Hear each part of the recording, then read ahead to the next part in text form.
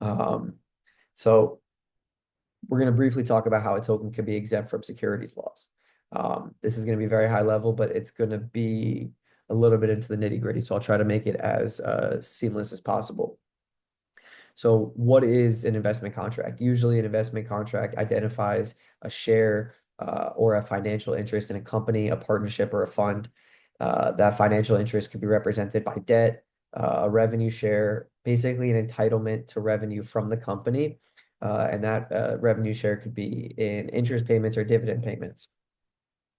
If this is present, it's going to lean more likely towards security status because this is a financial interest that is marketed as being a determinative amount of returns, and it might involve speculation, but this leans less towards consumptive and more towards investment purposes.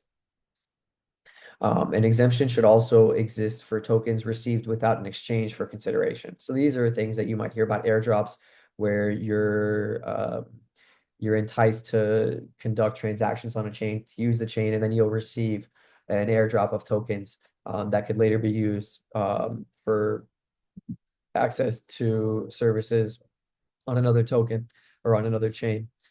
So if you're not investing money, um, could you satisfy the first prong of Howey, which is an investment of money?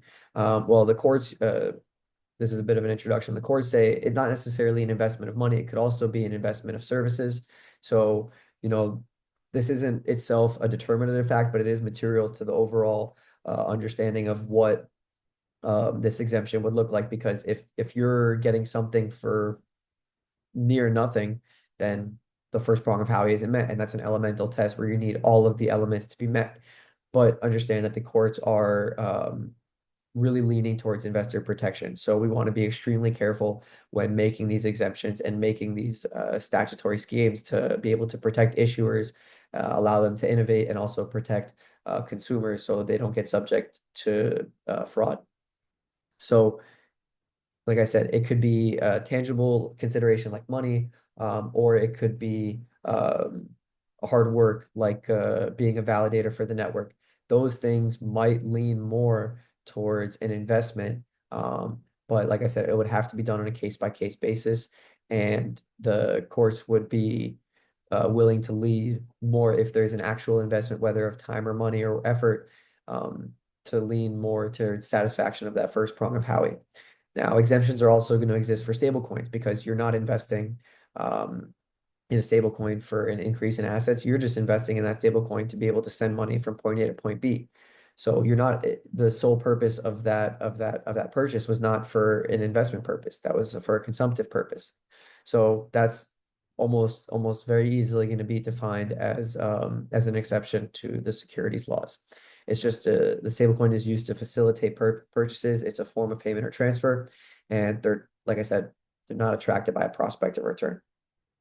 So another exemption that could apply for a token to be exempt from securities laws is if the network is functional and operating, and that the token is used for consumptive purposes.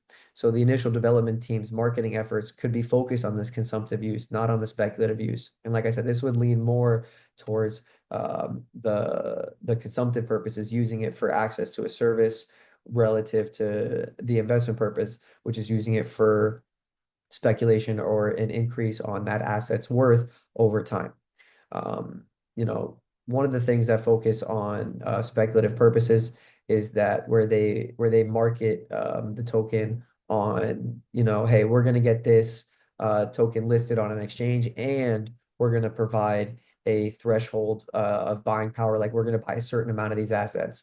Because merely getting a token listed on an exchange, courts are likely unwilling to say, oh, okay, this is an act done for investment purposes. Really, they're just trying to get their token out there, trying to make it liquid, and trying to get people to use their product. But if they do say, in addition to getting their token on several exchanges, that they're gonna start buying that token with treasury funds, they're providing a floor artificially for that token that could lead investors to create a reasonable expectation of profit, which might work towards the third prong of Howey. And so that's something that initial development team would want to really avoid when they're saying, okay, we're going to try to get this token listed. Now, a functional network, we were talking about why exemptions would be an innovation exception would be so good, and why it's already been spoken about by acting Commissioner Paul Atkins, is that a functional network is used for the transmission and storage on the network. You're using that token for a consumptive purpose when the network is actually functioning, relative to a token where you're buying it and the network isn't functional. That's something that would lean into the court's weighing of how the prongs of the Howey test fit in to this individual token. Because if you're buying an asset and it's really on the line going through the investment of money prong, with into a financial into a group of people with an expectation of profit to be derived from the efforts of others. If that group is going to be marketing the token, and it's really down the line for the investment of money prong, they want to be just as clear to avoid even just one prong. So they would want to make sure that the network is functioning, or that they fall in with that innovation exception, meaning that their network's going to be functioning sooner than later, maybe 24 to 36 months, to make sure that the token is actually marketed for consumptive purposes. Now, another exception that we could do is, like I said, it's the innovation exception. So this could look like a couple of elements to say when the network is going to be functioning, is where the initial development team's marketing efforts are, one, focused on a consumptive use, not a speculative use, where they focus this marketing towards users that are likely to utilize this token for a consumptive purpose. It's not like a general statement of people say just to buy this token. It says the marketing efforts are saying this is a consumptive purpose. You could use it for this, and maybe they limit the amount of assets that that individual person could buy at any one time. This is something that is just one of the elements that would go towards consumptive purpose rather than investment and speculative purpose.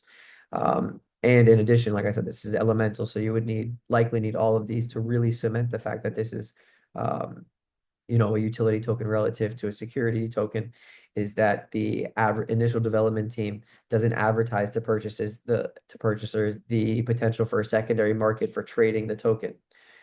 Combined, these actions by the initial development team strengthen the functional and consumptive use cases for the token, uh, separate from the investment and speculative use cases of the token. And this would not lead reasonable purchasers to reasonably expect profits based on the efforts of others. And that's, the third and or fourth, depending on how you cite the Howey test for an investment contract. That would limit the application of one of those prongs, thereby limiting that test to determine whether an investment is whether digital asset is an investment contract. Um, Now, if token holders, another exemption would be if token holders aren't affiliated with the initial development team and they actively contribute to the network in a way that increases token value. This might also reduce the efforts of others prong, because this leans more towards a decentralized group of actors that are individually taking active control over the network. And the courts say the efforts of other prong, they say solely the efforts of others. Like, could you rely on the CEO to take actionable steps to make sure your investment stays above a certain value and continues to do well? That would be reasonable. But if the validator set is sufficiently decentralized, and it's not just the initial development team that is pushing the token forward, meaning like the governance and the validator set and a lot of other individual people not affiliated with the initial development team are pushing the value up, then the court is less likely to lean towards satisfaction of the efforts of others prompt.